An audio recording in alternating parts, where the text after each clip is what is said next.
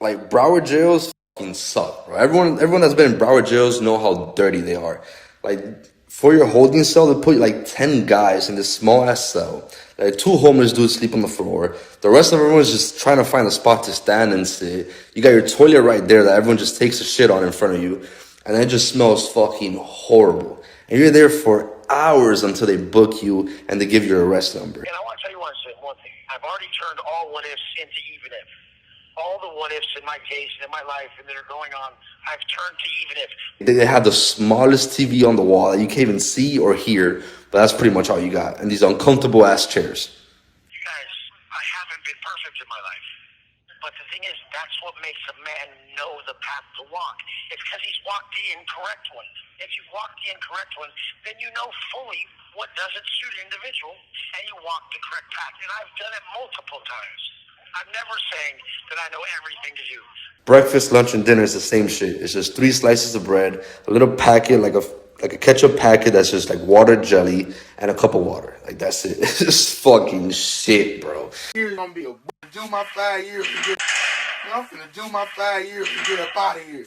This 5 years gonna be a breeze. Okay, got a toilet right there. All right, big fella, why don't you toot that ass up on that bed? Hey, my man, I just came to do my time. I ain't with none of that. Looking like a peanut butter Reese cup, and I need a piece. Bro, I don't know what you see, but I just came to do my time. You gonna do your time while getting hit from behind. Now toot that ass up. Bro. Well, guys, it looks like that we are back here once again with some more stupidity from not only Wesley Watson, but his group of fanboys that are determined to defend him. With one fanboy in particular just going above and beyond to help the Peganator just look as foolish as possible, while also embarrassing himself in the process. And that would of course be the one and only Maid and lover, known as Crowned Jose. And we had actually recently had an update on this goober specifically when we talked about Peggy in our last video, where he was up to all types of goofy ass activities like getting himself arrested and getting hyped about it as he pulled up in Wes's Rolls Royce Phantom and not even his own. And the man just apparently felt on top of the world as he got to go to jail. Alright, this is some serious shit. If you had an active warrant right now for your arrest, would you rather get picked up in the cop car or just put up to the jail in that Mansfield Phantom? I'm like, I think I already know my option and what I picked, but and of course, there's only one song I'm blasting on my way to jail, too.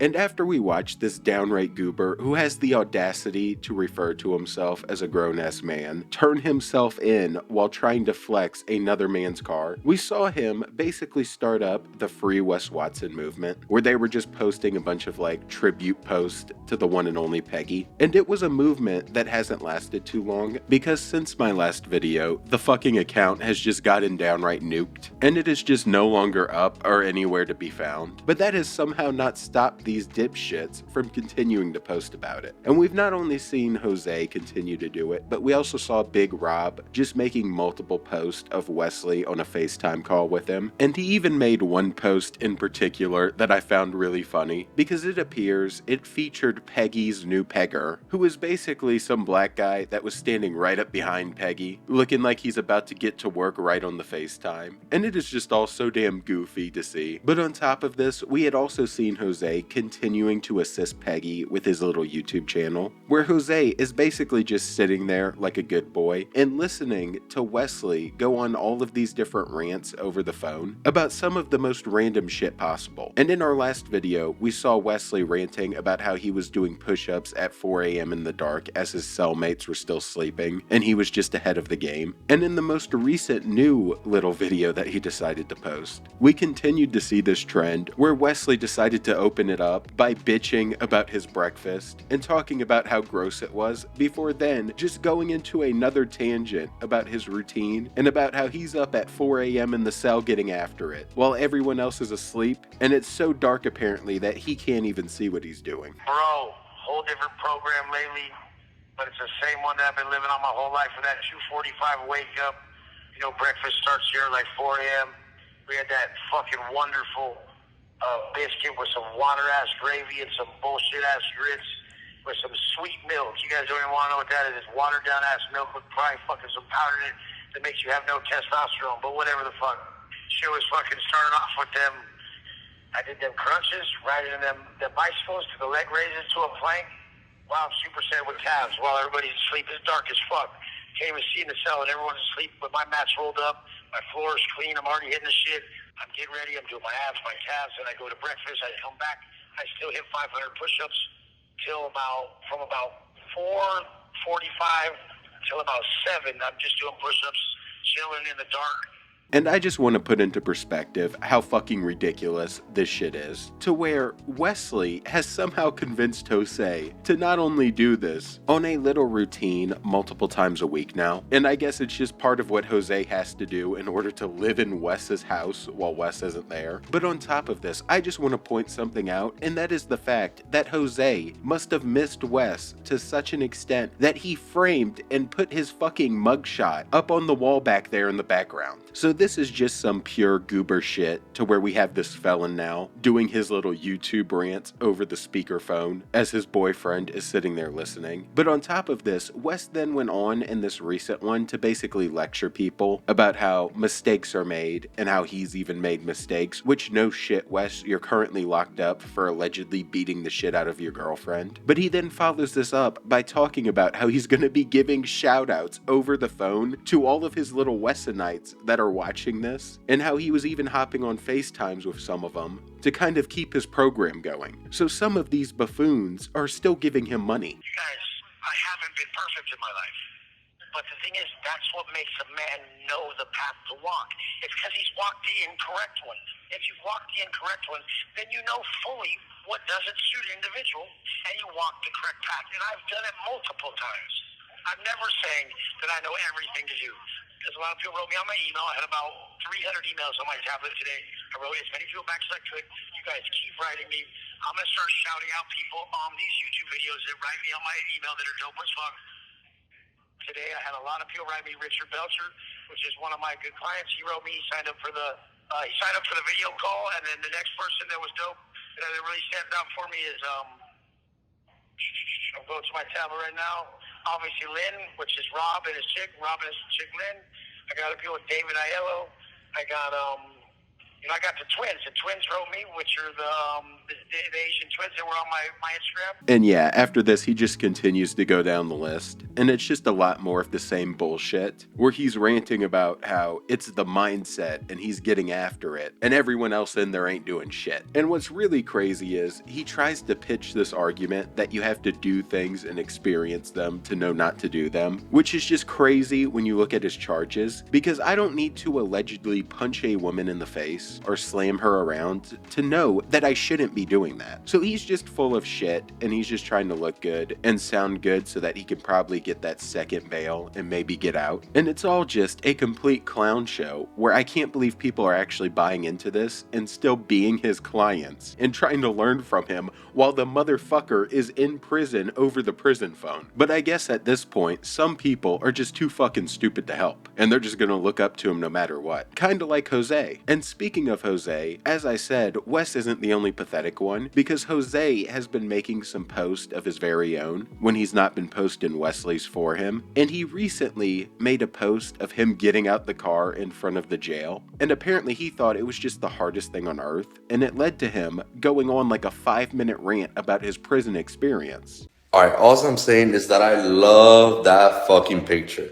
I'm not saying the car is mine. I don't own that Phantom. Everyone knows that. I'm fucking 24 years old. I don't own that Phantom. But and unfortunately, I was being dropped off at jail, which of course no one really wants to get dropped off at jail. Like, I'm not stupid. But that picture was fucking hard, yo. I mean, like, when life throws you fucking curveballs, just make the best of it. But that shit was sick. So even if you don't like me, we all have to agree that picture was hard. And before we get into his full little story and his experience, where he learned that jail isn't as awesome as his master Peggy made it seem, the reason I think he felt the need to lead off with all of that about it not being his car and all the other bullshit is because in the post, he was getting absolutely cooked for basically flexing another man's vehicle. And his goofy ass was even responding to the comments in there, talking about, "I've never said I own it, I'm 24, I do not own a Phantom, bro. It's my brother's car." car. And of course, I didn't want to get dropped off at no jail. Come on, bro. Nobody wants their night to go like that. Along with him, then just getting mad and shit-talking the people, specifically shit-talking John Bravo at one point, talking about how John makes a living from talking bad about other people and it's weird, and how his life isn't fake, but instead he's just documenting everything. And that's some crazy claims for him to even make, considering that his whole life is based off of just glazing Peggy. But with all that being said, let's just go ahead and listen to this clown's little story about his jail experience, and about all the things he apparently got to experience and document in his life. I mean, I haven't even said any stories from being booked in jail. Like, this shit was a fucking movie, bro. Like, I go in knowing I have a warrant for my arrest, but I didn't know what the charges were. So I'm thinking they're gonna be some, like, low charges that I'm gonna get bonded off for quick. Oh my God, dude.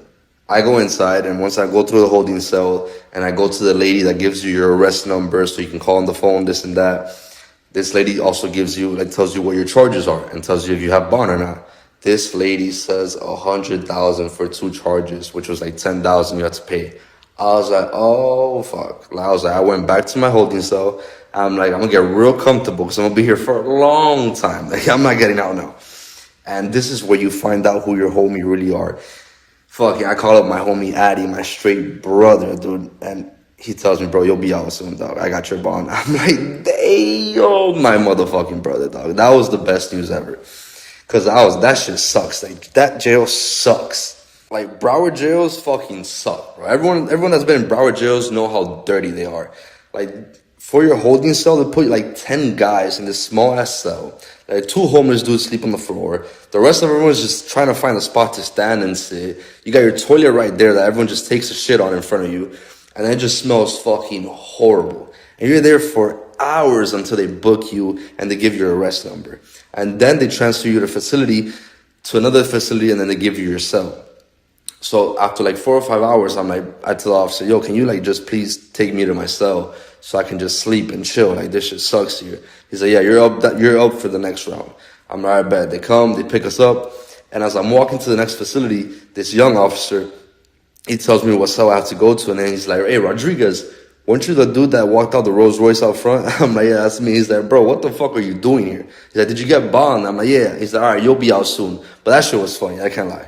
No shit, Sherlock. Of course the jail is not going to be clean, and of course it is going to suck. And you really have to love the switch up from in the beginning when he was driving to the jail to turn himself in, to where this motherfucker was on top of the world, feeling like the baddest man on the planet, in another man's car actively trying to flex it before getting arrested for allegedly assisting that other man in beating his girl. And he had the audacity to act cool about it. But now that the goober actually got to experience jail and got a first-hand viewing of it, the dumbass actually found out that it's not that great and it fucking sucks because it's dirty, filled with a bunch of dipshits, and just not a great place to be. But even with all of that being said, he still continues to try to flex the fact that he pulled up in the Phantom here and is talking about how the cop apparently was hyping him up, which did not happen. And it only continues to get more goofy.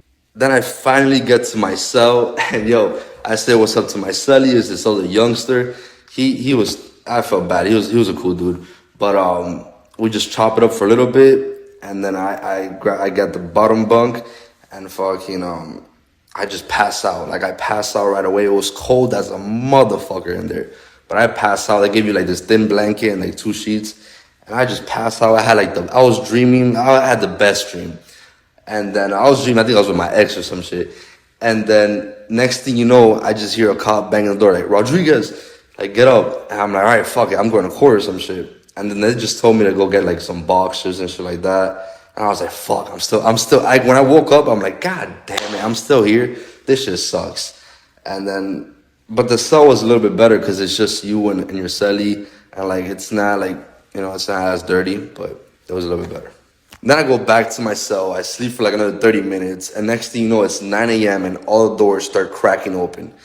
And then that's when the facility opens, and then everyone starts getting out their cells, and they go to the main, like, chilling area, and where they get the phones. Like, everyone respects the fuck out of the phone. Like, you gotta respect that. You gotta make your line. You don't cut anyone in line. You don't fucking disrespect anyone when they're on the phone, because that's a problem.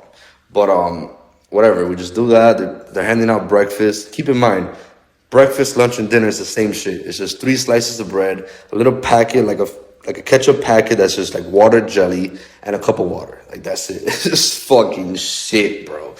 But I fucking ate that shit like it was fucking, I don't even know what it was, but He ate that shit like it was fucking dick. That's what he meant to say. Specifically a shrimp-sized one. I ate that, and I just got on the phone, just chopped it up with my people, and you got chill all the fucking day. They had the smallest TV on the wall that you can't even see or hear, but that's pretty much all you got. And these uncomfortable ass chairs. And then a couple hours pass, and I'm bored out of my mind. Like, I'm done. I'm so tired of talking already. So I go back to my cell. I started cracking some push-ups. I cleaned up my bed. And then I pass out again for a couple hours. And then I wake up, I do more push-ups, I work out again. They have this little ass mirror, like fucking all scratched up, and I'm just like, I'm here like flexing shit. I'm like, I still got it. And then finally, like hours later, they call your name up, and they're like, you're going home. And I'm like, fuck yeah. And then they take you to the fucking room where you get your belongings. And then I see TJ in there, like, fuck. I was like, oh, what the fuck? This is cool, because everyone was talking about him. And I didn't know he got locked up, but that shit was dope too. But yeah, after that, I was like, I'm gone. And yeah, I'm not trying to say it was like cool or nothing, but it was an experience. As long as you don't bitch about it, it's whatever. Like, what can I say? But that shit was fucking crazy. And yeah, it just couldn't get any more goofy, because he's out here acting like he's this hardened criminal now who's been to jail, and he's finally lived up to Wesley's courses, where he was up in there in that prison, doing his push-ups, flexing in the mirror, and prepping himself for the moment he reunites with his poppy. And even though he tries to throw in at the end there that he's not trying to say it's cool or anything, while talking about it, that is not the vibe that we were getting whatsoever, but rather, he was sitting there looking happier than shit, basically bragging about his time in jail. Like, this guy seems genuinely happy that he can now say that he's been in jail. And I have a feeling it's only going to continue to get ridiculous with these two. And we're, of course, going to watch the whole thing. But for now, if you enjoyed, please drop a sub and a like and join the Saints Mafia, where we are flaming all of these grifting goobers. And I'm out. Watching Jose and Wesley continue to look stupid. And peace. If you look down and you have tits as a man, you should call yourself a bitch. If you look at your arms and they're just skinny ass arms, call yourself a bitch, because that's what you are. You want the people to just tell you lies all day long. Fuck that. I need my people to tell me where I'm weak at and what I need to fix so I can level up. There's no point in placating my growth by just being nice to me. I hate that shit. So from now on, just look in the mirror and be honest with yourself. There's nothing wrong with having tits. I had them too. But guess what? There is something wrong if you choose to stay like that. You can always change. It's up to you.